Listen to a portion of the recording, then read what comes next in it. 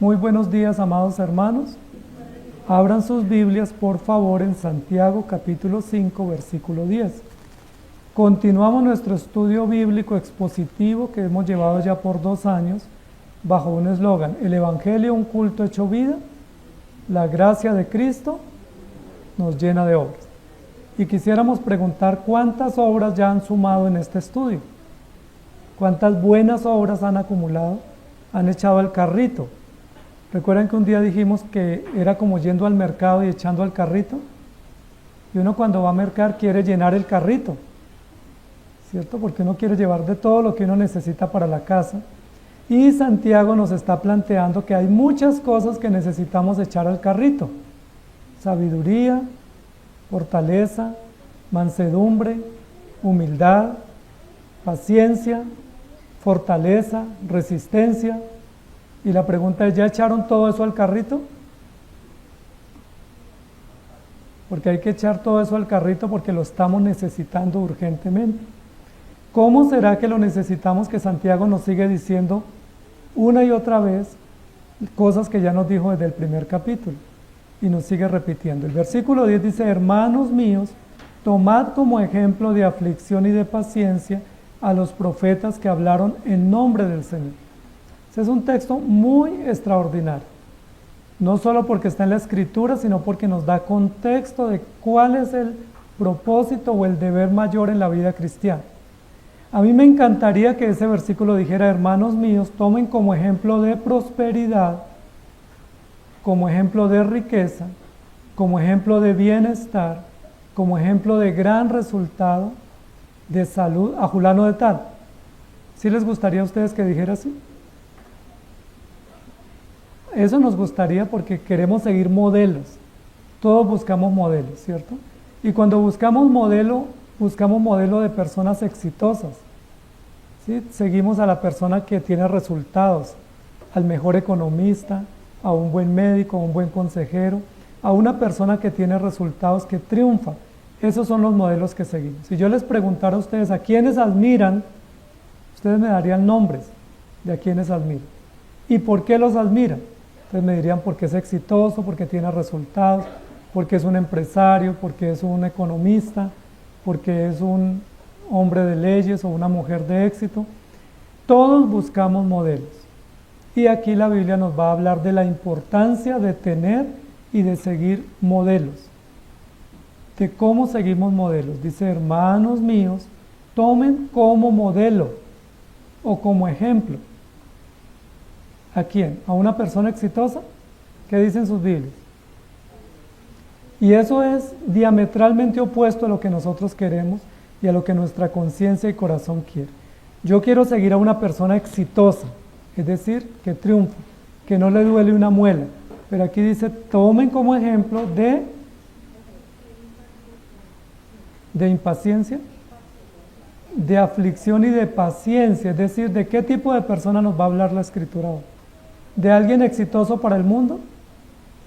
¿De alguien que triunfa en el mundo, que tiene resultados en el mundo? ¿O de alguien que el mundo desprecia? ¿Quién sigue a los afligidos? ¿Quién sigue a los que sufren? ¿Quién admira a los que padecen? ¿Alguno de nosotros? ¿Cierto que no? Porque nosotros no nos vemos identificados en esas personas, porque queremos es tener resultados y seguir los pasos de alguien que tiene un gran resultado. El mundo aprecia a muchísimas personas, pero las personas que el mundo aprecia son las que según el mundo han tenido grandes resultados. Tenemos personas que el mundo aprecia, por ejemplo, como Martin Luther King, como Gandhi, como la Madre Teresa de Calcuta, como otros personajes que son muy importantes para la sociedad y el mundo los aprecia.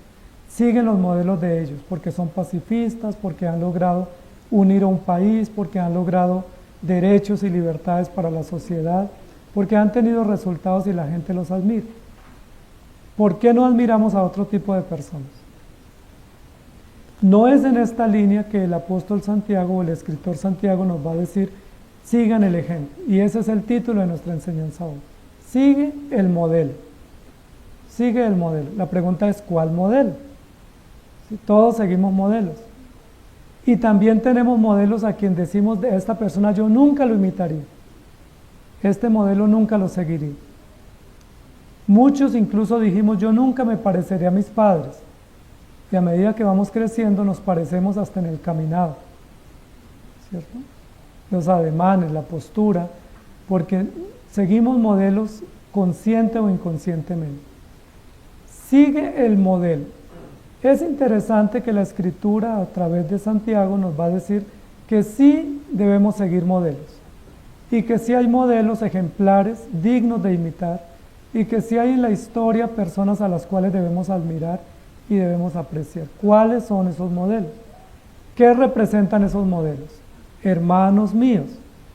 Noten que el texto anterior también dijo hermanos y el versículo 7 también dijo hermanos. Entonces tenemos una serie de llamados de atención que están directamente enfocados a los hermanos. ¿Quiénes son los hermanos? Nosotros, los hijos de Dios, los creyentes. No es un llamado general, sino es un llamado específico. Hermanos, no se quejen, hermanos, tengan paciencia, hermanos, sigan el ejemplo o sigan el modelo. Tomen como ejemplo. Yo les quiero preguntar, ¿a quiénes ustedes admiran? ¿Qué personas admiran y las aprecian y dicen, si yo pudiera conocerla o pudiera estar con esa persona o saludarla o ir a su lugar y hablar con ella, yo lo haría con mucho gusto porque lo admiro muchísimo o la admiro muchísimo? ¿Tienen personas admiradas? Posiblemente sí. Para los jóvenes, ellos admiran los deportistas, admiran los cantantes, admiran algunas personas que son exitosas. Aquí el Señor nos va a decir que tenemos un ejemplo, y eso es muy importante, porque Santiago nos ha venido dando ejemplos de lo que no debemos hacer, ¿cierto? Y nos está diciendo, por ejemplo, yo no debo mirarme al espejo y salir corriendo sin corregirme. Yo no debo ser como un caballo que no tiene freno. Yo no debo ser como una nave que no tiene timón o que no tiene capitán.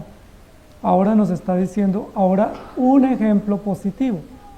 Sigan ese ejemplo. Y lo primero que nos va a decir es, tomen como ejemplo, sigan el ejemplo de aflicción. De aflicción. Y nos va a decir, ¿quiénes son ejemplo en la historia bíblica de aflicción? Tomen como ejemplo de aflicción y de fortaleza o de resistencia.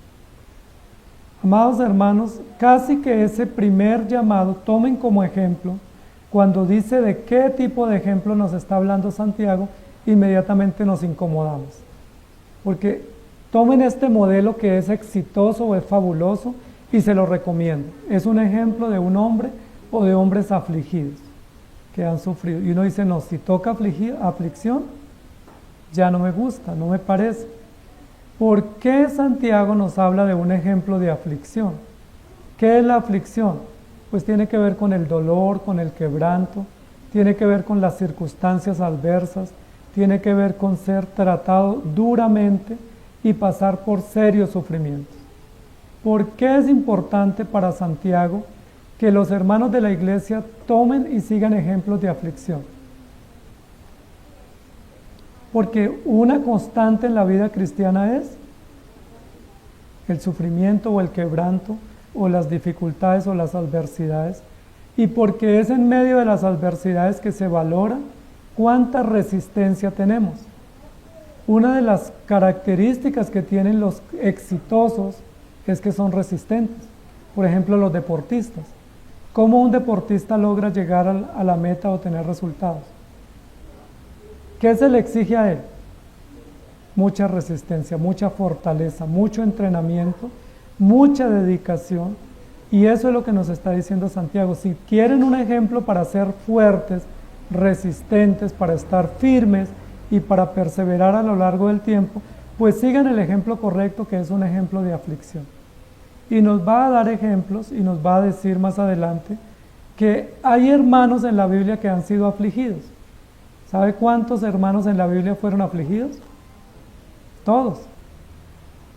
Porque la Biblia dice, en el mundo tendréis aflicción.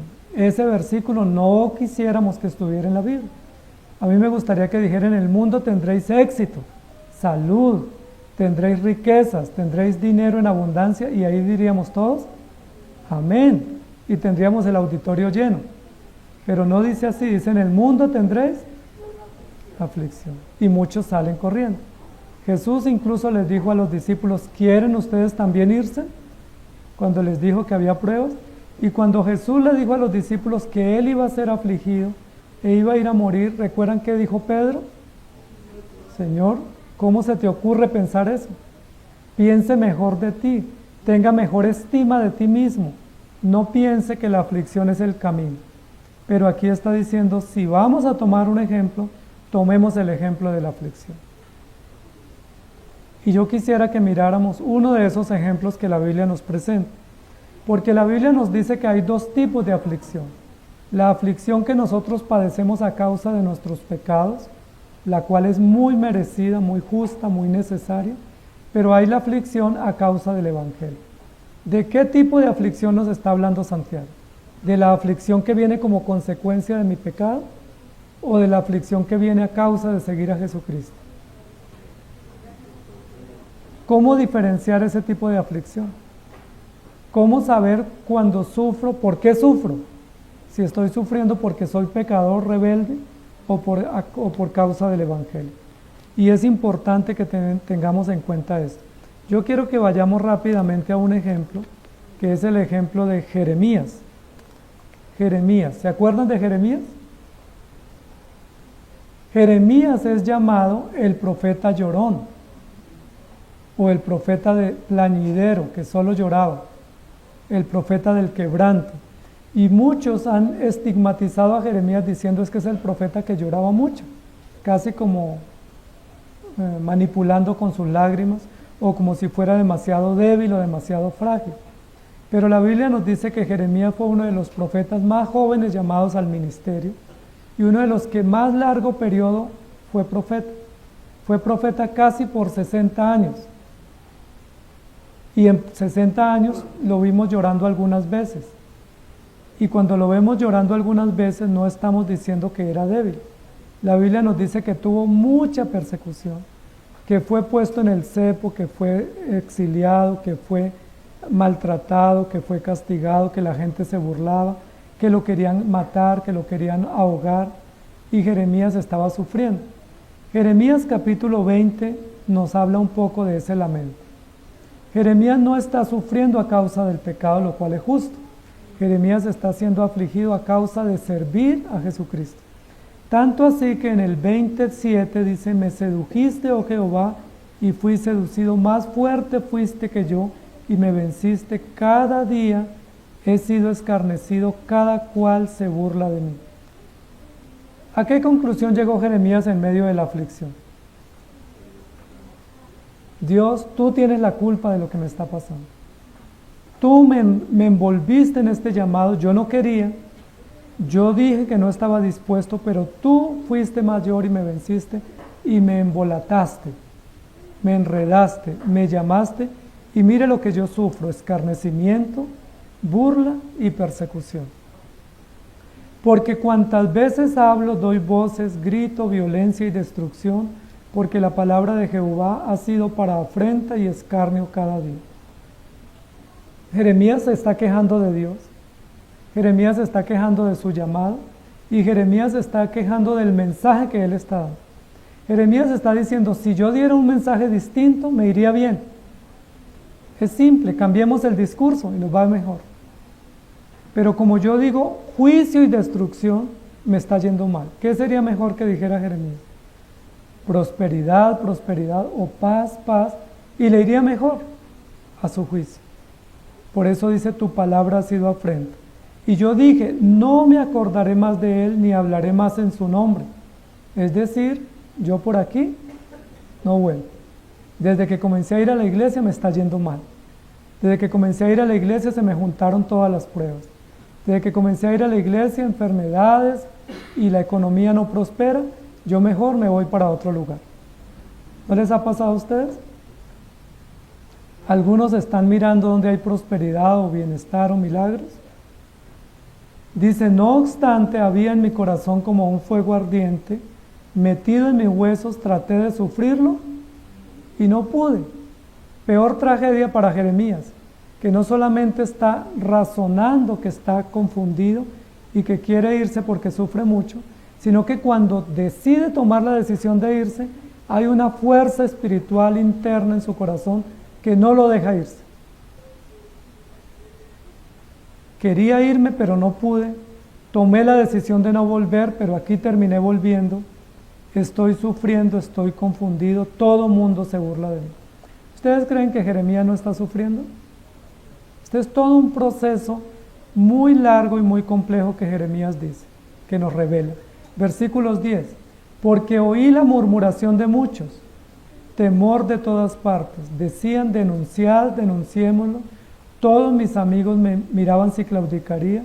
Quizás se engañará, decían, y prevaleceremos contra él y tomaremos de él nuestra venganza. Miren lo interesante que todo lo que está viviendo Jeremías es real, pero Jeremías privilegia para esta exposición de sus emociones lo que él siente y lo que él oye.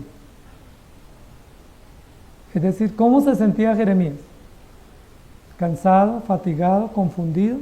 ¿Y qué oía de los demás? ¿Cuál era el murmullo que oía? Ese va a fracasar, ese no se sostiene. Yo le pongo 1 mes en la iglesia, de seguro que no continúa. Yo le pongo 6 meses en la iglesia. Ese se comprometió, pero seguro que no va a continuar. Y Jeremías oía todo eso. Y cuando uno escucha todas esas palabras, ¿uno qué dice? Tiene 2 opciones, ¿cierto? Se fortalece en Cristo o uno termina diciendo verdad, ¿cierto? Yo como que me estoy excediendo, voy mucho a la iglesia, mejor dejo de ir, mejor voy cada 15 días. Y continúa diciendo, mas Jehová está conmigo como poderoso gigante, por tanto los que me persiguen tropezarán y no prevalecerán, serán avergonzados en gran manera porque no prosperarán, tendrán perpetua confusión que jamás será olvidada. Jeremías está orando, y esta es casi una oración imprecatoria, diciendo, todos los que se están burlando de mí, que Dios los avergüence. Les voy a demostrar que no voy a renunciar y que voy a seguir adelante. Y continúa diciendo, oh Jehová de los ejércitos, que pruebas a los justos, que ves los pensamientos y el corazón, vea yo la venganza de ellos, porque a ti he encomendado mi causa. ¿Qué está pidiendo Jeremías? Señor, si me va a sostener, sosténgame hasta que yo vea que todos los que me persiguen reciban su merecido. Que todos los que me atacan sufran y yo vea las consecuencias sobre ellos. Cantad a Jehová, load a Jehová, porque ha librado mi alma del pobre, de mano de los malignos. Jeremías canta, llora, se confunde, se vuelve consciente y vuelve y se desanima. Maldito el día en que nací, el día en que mi madre me dio a luz, no sea bendito. Maldito el hombre que dio nuevas a mi padre, diciendo, hijo varón te ha nacido, haciéndole alegrarse así mucho. ¿Cómo está Jeremías, amados hermanos? Está en un mar de emociones, está en un altibajo, fuerte, débil, termina hasta maldiciendo al ginecólogo que lo recibió, al médico que lo trató, a la partera. Se maldita esa persona que me recibió y dijo, nació bien, nació varón. Si era mejor que hubiera dicho, nació muerto. Maldito el día en que nací. ¿Cómo les parece, amados hermanos? Y era Jeremías. Ahora, ¿tenía razones de sobra Jeremías para estar afligido? Claro que sí. Estaba sufriendo. ¿Tenía razones para desanimarse? Sí, humanamente sí. Expresa sus emociones, pero él es uno de esos ejemplos de quebranto, es uno de esos ejemplos de aflicción que debemos seguir. Que en medio de la aflicción Dios le dijo, te haré como muro fortificado y como muralla de bronce, y tu frente será como el diamante. Te atacarán y no te vencerán. ¿Recuerda que Dios le había dicho a Jeremías? Luego Jeremías continúa diciendo, y sea el tal hombre, es decir, el ginecólogo, como las ciudades que asoló Jehová y que se arrepintió. Oiga gritos de mañana y voces al mediodía. Imagínense, ya tenía más de 40 años el ginecólogo de haberlo recibido. Está diciendo, maldito ese personaje. Ojalá lo asusten, lo espanten, ojalá tenga terror, Ojalá se arrepienta de haber dicho nació varón y nació bien. Porque no se arrepintió. ¿Por qué no me mató Jehová? Dice, y sea el hombre como las ciudades que asoló Jehová y no se arrepintió. ¿Por qué no me mató en el vientre y mi madre me hubiera sido mi sepulcro y mi vientre embarazado para siempre? Ahora, ¿qué culpa tiene la madre de esta oración de Jeremías?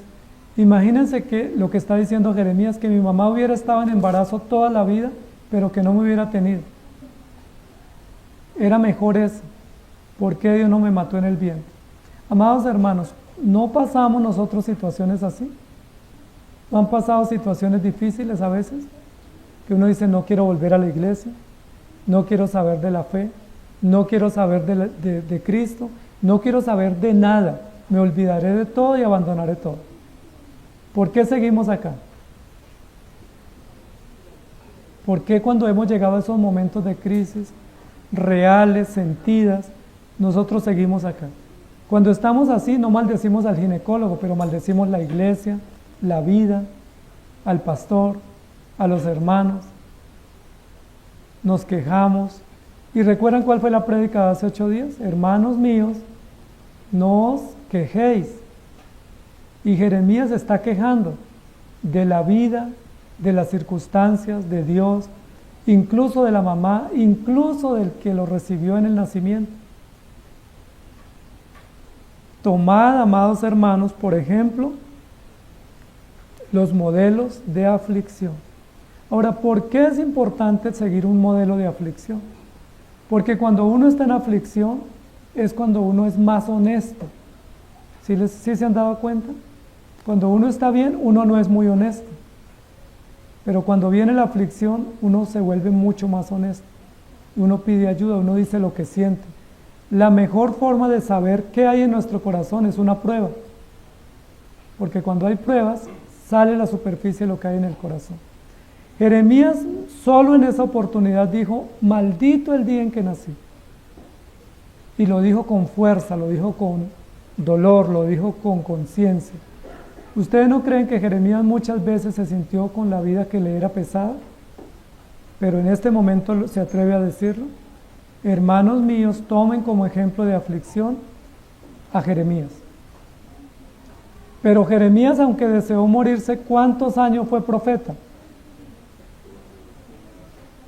Dios lo llamó, imaginémonos a los 20, y fue profeta 60 años. ¿Cuántos años fue profeta Jeremías?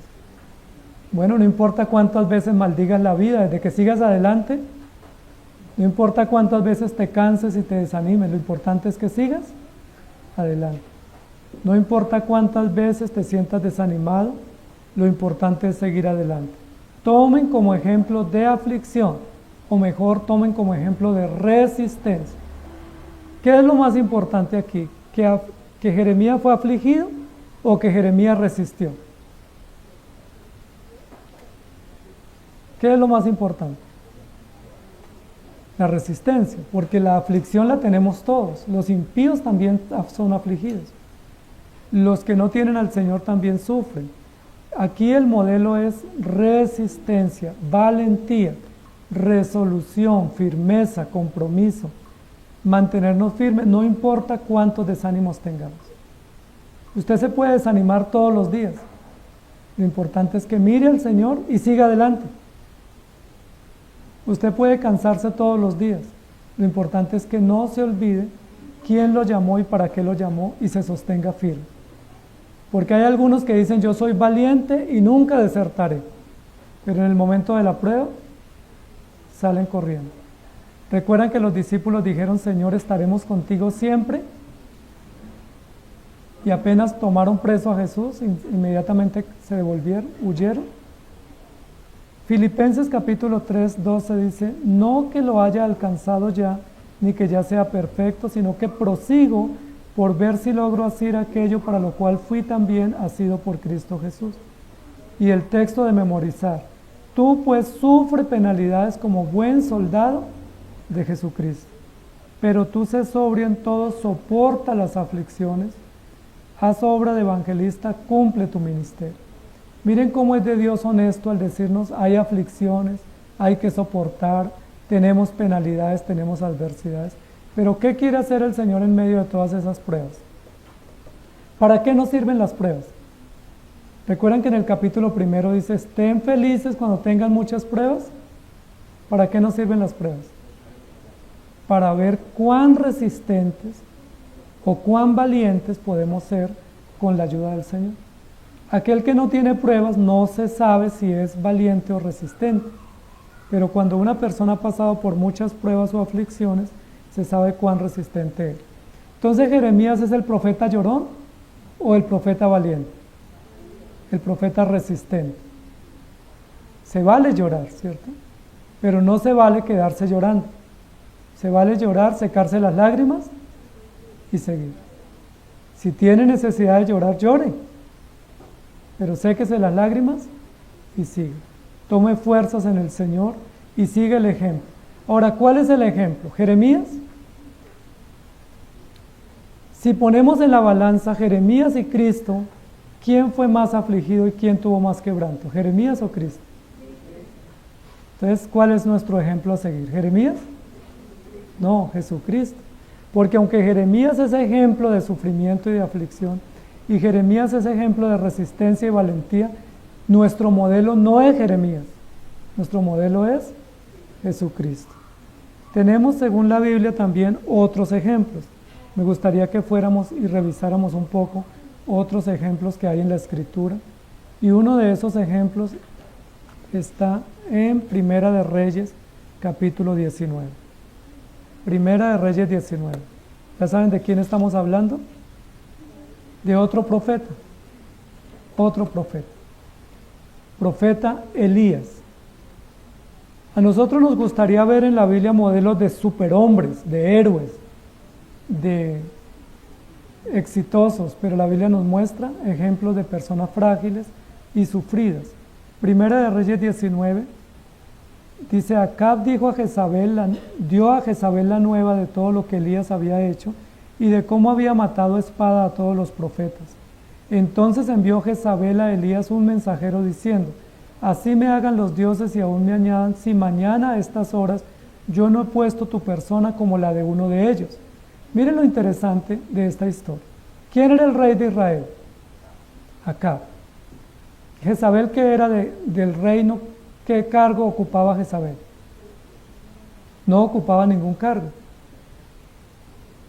Ella era la esposa del rey, pero no ocupaba ningún cargo. No era ministra de defensa, no era jefa de gabinete, no era secretaria de gobierno, no era corregente con el reinado de Acab, era simplemente la esposa. ¿Por qué Acab va y le cuenta a Jezabel lo que está haciendo el profeta Elías?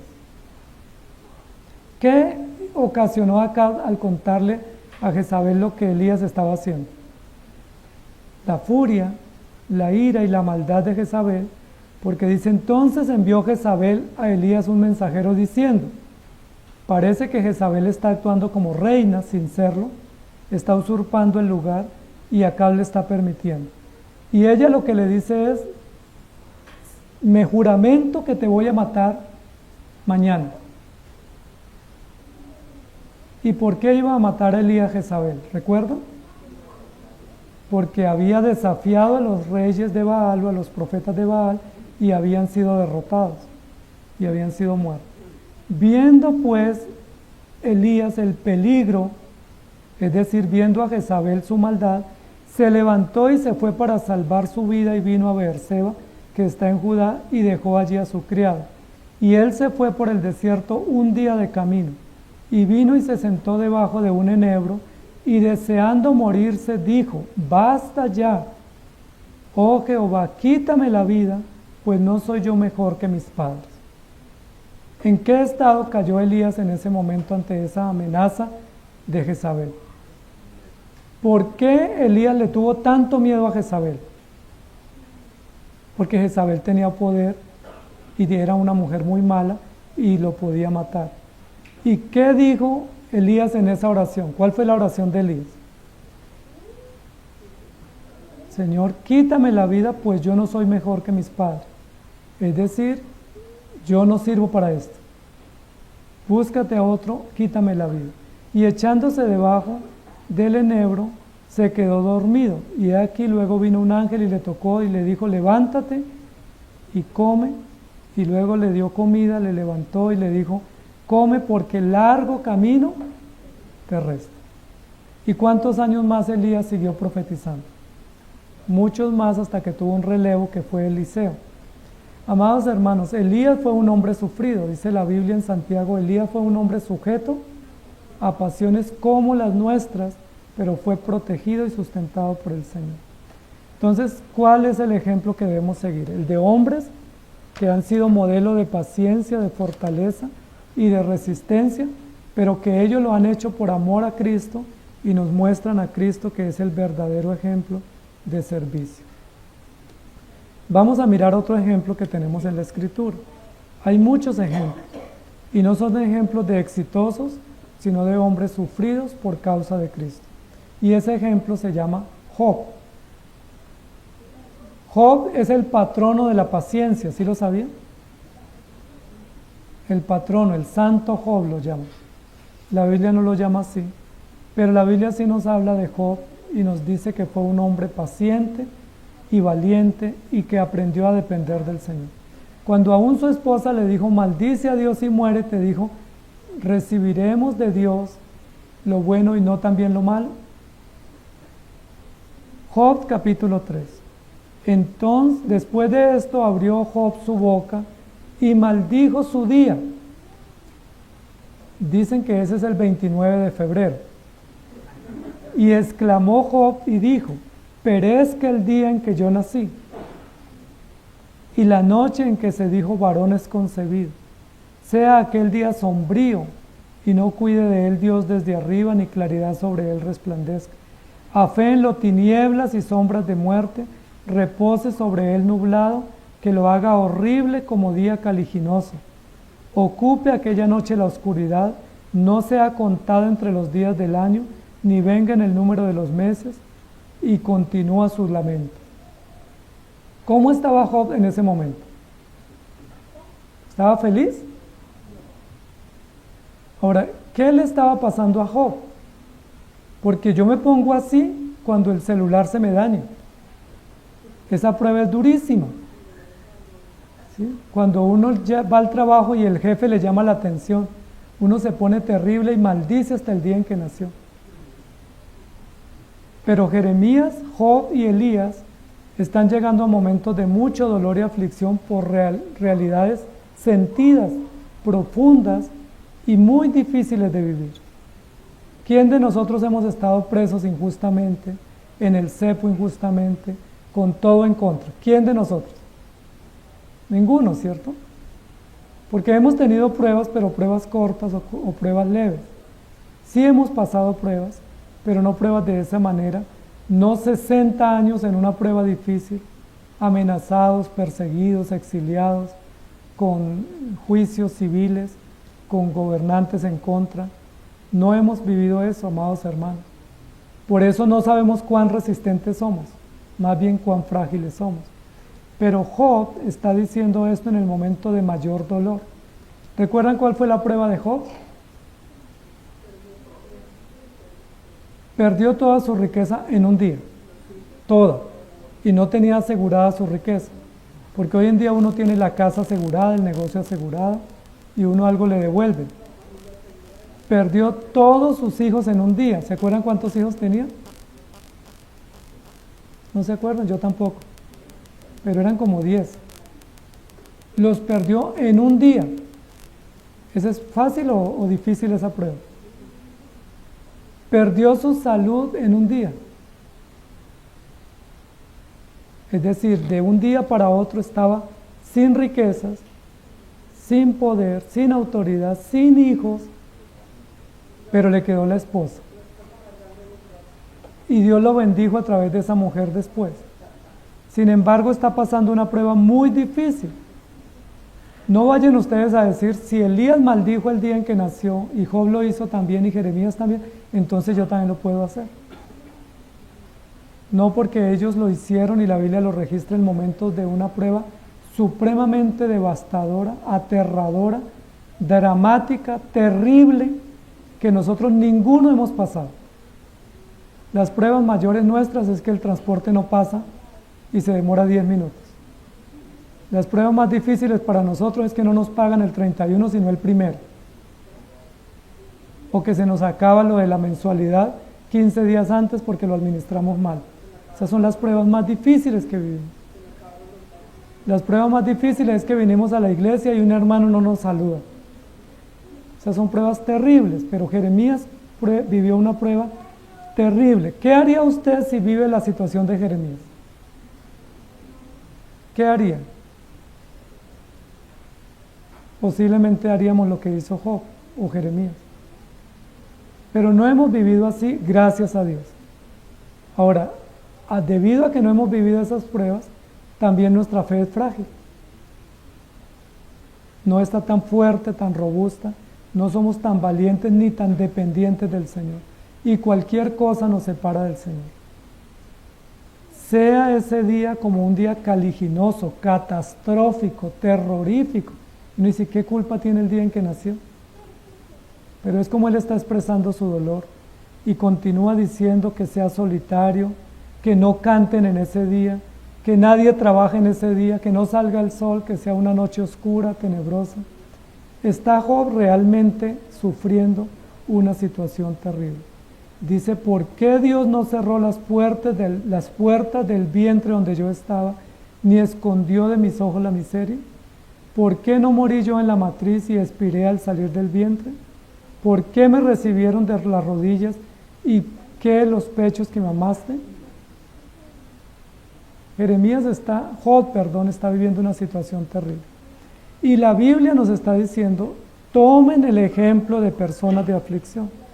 Y Job es un excelente ejemplo. Hermanos míos, tomen como ejemplo de aflicción y de paciencia los profetas. Ya dijimos que la aflicción nos hace ser resistentes. Pero ¿saben qué más produce la aflicción en los hijos de Dios? Nobleza. Nobleza. Solo a través de las pruebas Dios nos ayuda a agachar la cabeza. ¿Sí han escuchado ese concepto? Dios me está bajando el moño. Dios me está agachando. Y algunos nos los baja totalmente. Pero es solo a través de las pruebas que la piedad o la nobleza comienza a tener fruto. Porque en condiciones normales nosotros no somos nobles, no somos dóciles. En condiciones normales nosotros ponemos las condiciones, pero cuando Dios comienza a bajarnos, comienza a llevarnos por su cuenta propia, comienza a producir nobleza en nosotros. ¿Se acuerdan cómo terminó Job al final de sus días? Nosotros siempre vemos que terminó rico, pero realmente dice la Biblia que él de oídas le había oído, no había tenido un encuentro real con el Señor, no había tenido realmente conciencia de su relación y de su necesidad de Cristo y de su dependencia del Señor. Entonces Job es un excelente ejemplo de aflicción y de paciencia, pero Job no fue paciente para ser el patrono de la paciencia. Job fue paciente para enseñarnos que a través de la aflicción y de las pruebas Dios nos lleva a ser nobles. Job cuando comienza la aflicción dice, ¿y ahora cómo enseño? ¿Y ahora cómo me ven los demás? Ahora ya no tengo quien me admire. Pero recuerda que al final del libro termina siendo admirado y honrado. Es a través de la prueba que somos forjados en el carácter. Por eso cuando la Biblia dice, hermanos, cuando tengan diversas pruebas, gócense. No es gócense por la prueba en sí, porque la prueba en sí no es benéfica para nosotros, sino gócese por el resultado de la prueba, porque el resultado de la prueba es fortaleza, valentía, resistencia y nobleza o piedad. Las pruebas nos llevan a ser más nobles. Por eso una persona mayor, cuando está guiada por el Señor y está sostenida por el Evangelio, termina siendo más noble. Cuando uno es joven, uno no se aguanta nada, uno dice, yo le digo lo que sea. A medida que pasan los años, uno dice, ¿pero para qué le digo algo? ¿Pero para qué me defiendo? ¿Pero para qué me desgasto? O termina uno diciendo, a esa persona no vale la pena decirle nada porque no toma conciencia. Tomen como ejemplo de aflicción Jeremías. Amén. ¿Están dormidos? Tomen como ejemplo de aflicción Jeremías. No, Cristo. Tomen como ejemplo de aflicción Job. No, el ejemplo perfecto, el varón de dolores no fue Job. Si hubiese un patrono de la paciencia sería Jesucristo. Enmudeció y no abrió su boca. Jeremías no enmudeció. Jeremías dijo, maldito el día en que nací. Job no enmudeció. Job dijo, ¿por qué nací? ¿Por qué Dios no me mató en el vientre? Elías tampoco enmudeció. ¿Cuál fue el único que en medio de la aflicción enmudeció y no abrió su boca? ¿Cuál fue el único que cuando lo acusaban injustamente no se defendió? No huyó. Elías huyó, Jeremías se defendió, Job maldijo, se defendió también. Usted y yo, ¿qué hacemos cuando hay aflicción? Peleamos, nos ofuscamos, atacamos. Nosotros no callamos.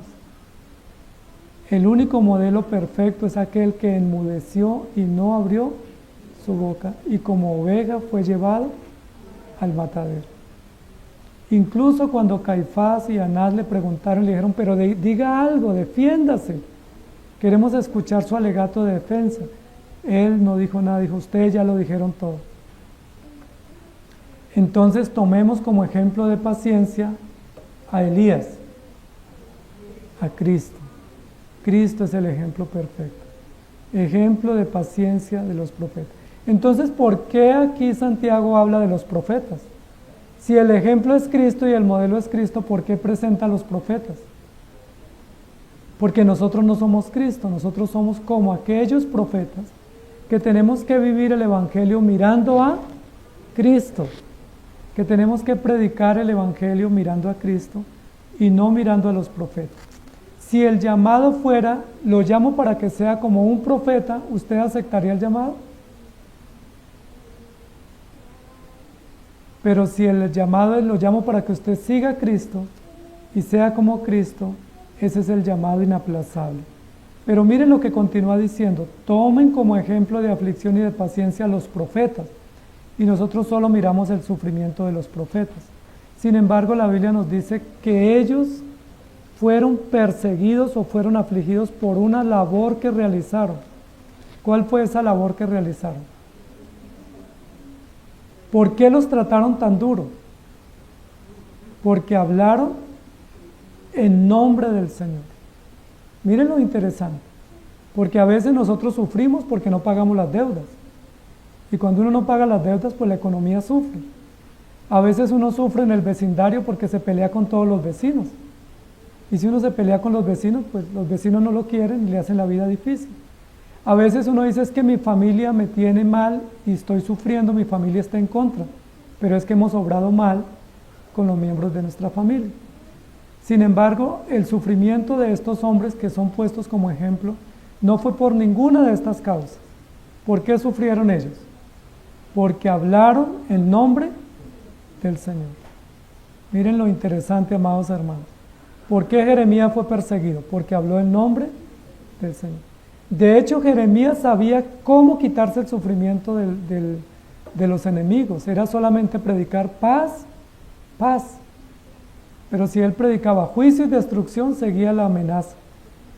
Hablaron en nombre del Señor. Miren lo interesante. Por eso cuando el Señor llamó a Jeremías, Jeremías dijo, yo no sé hablar. ¿Recuerdan? Y cuando llamó a Moisés, Moisés ¿qué dijo? Yo no sé hablar. Yo soy tartamudo. Invite a uno que sepa hablar. Siempre que Dios llama a un siervo, ese siervo se vuelve tartamudo. Porque el llamado y la presión del llamado hacen dificultoso el cumplimiento. Y nosotros ahí tartamudeamos diciendo, yo sé decir todo, cualquier cosa, pero decir tu palabra me cuesta mucho, prefiero no hacerlo. Pero el Señor dice, a todo lo que te llame, irás, y a todo lo que te envíe, irás y dirás todo lo que yo te diga. Así le dijo a Moisés, así le dijo a Jeremías y así nos dice a nosotros. Cuando menciona la palabra profetas, nos está diciendo, nosotros también somos llamados a predicar el Evangelio. Ustedes y yo fuimos llamados a hablar de Cristo, es decir, ¿qué nos espera? Esa es la buena noticia.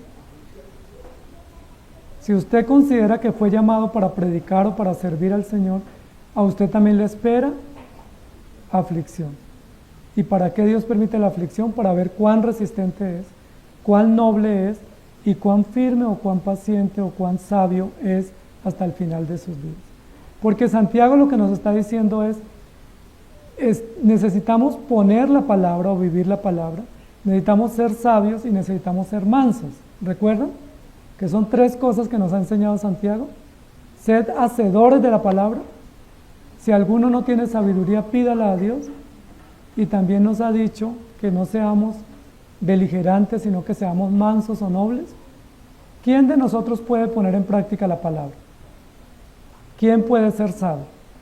¿Quién puede ser manso?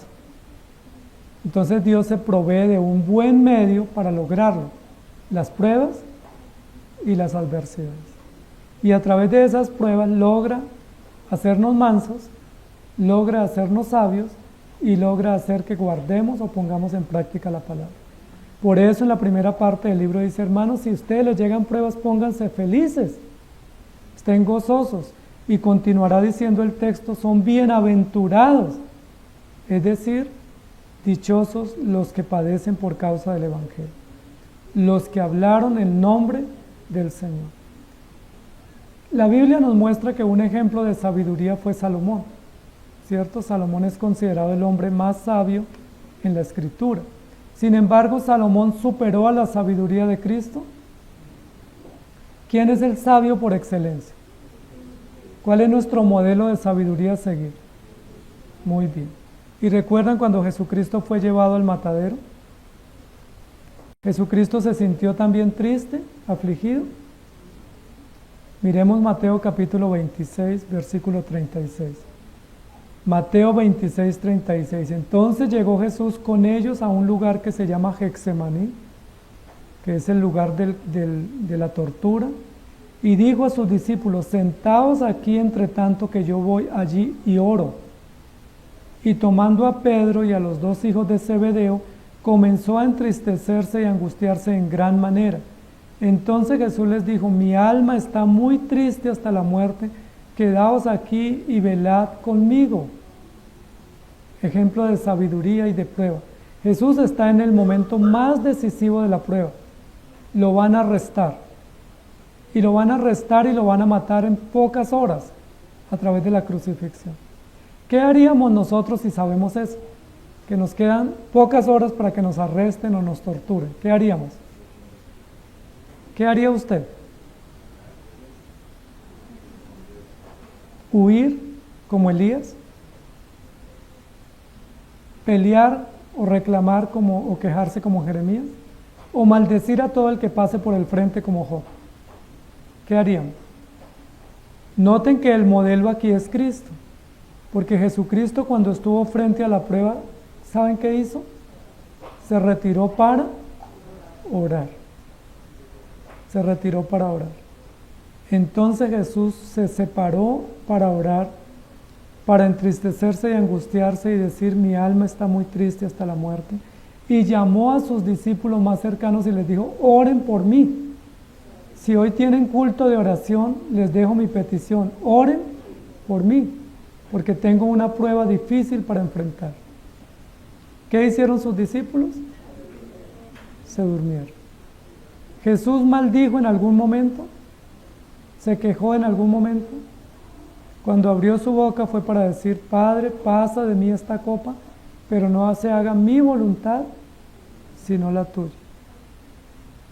Amados hermanos, ¿cuál es el ejemplo a seguir? El título hoy es sigue el modelo, pero ¿cuál modelo seguimos? El modelo no de bienestar, sino de sabiduría, de diligencia, de resistencia y de fortaleza en Cristo, que nos lleva a adorar al Señor. Noten la manera de Jesús enfrentar la prueba. ¿Hay pruebas? Oremos. ¿Por qué no oramos? tenemos dificultades, ¿por qué no avisamos a los hermanos de la iglesia que oren por nosotros? ¿Por qué no les decimos, tenemos pruebas difíciles, oren por nosotros? ¿Por qué a veces nos da tanto temor o tanta soberbia pedir ayuda?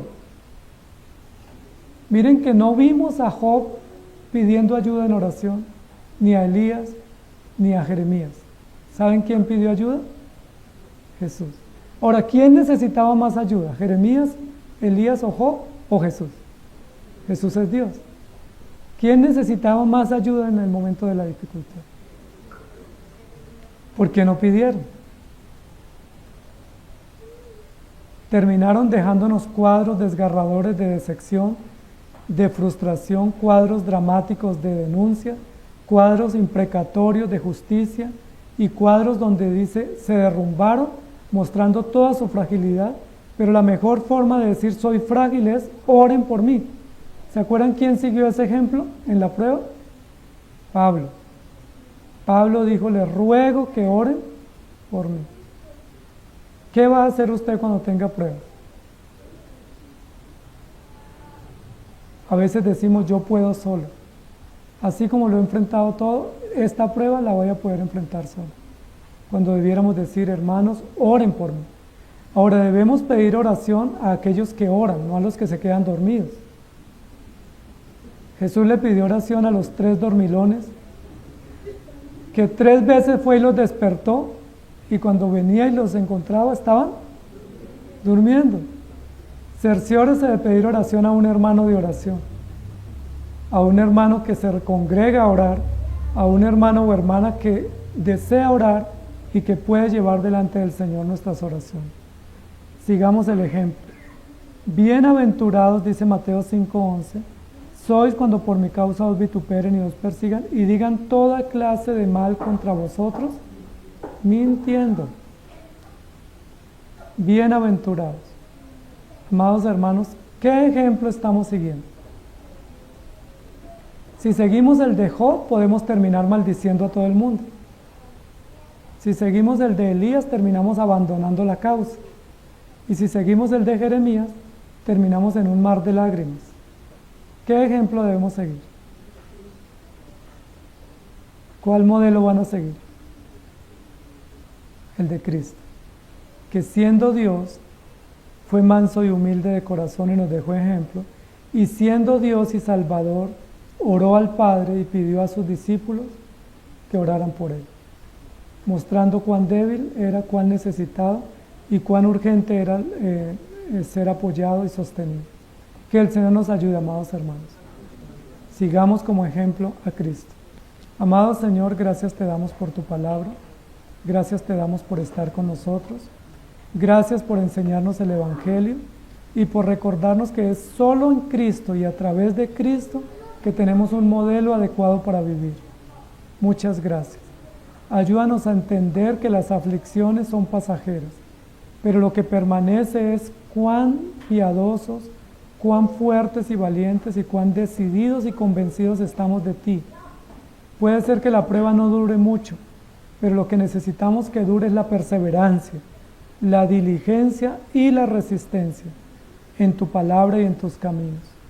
Necesitamos que tú forjes carácter en nosotros y que use los medios previstos por ti para ayudarnos a ser firmes y valientes y no cobardes, porque a muchos de nosotros nos desaniman cosas tan triviales, nos afligen cosas tan pequeñas y no hemos pasado por pruebas duras. Ayúdanos para que cuando vengan las pruebas difíciles, cuando vengan los retos desafiantes, cuando vengan esas angustias y esas tormentas de prueba tan difíciles como vivieron los profetas, podamos tener la fortaleza y la sabiduría para mirarte a ti.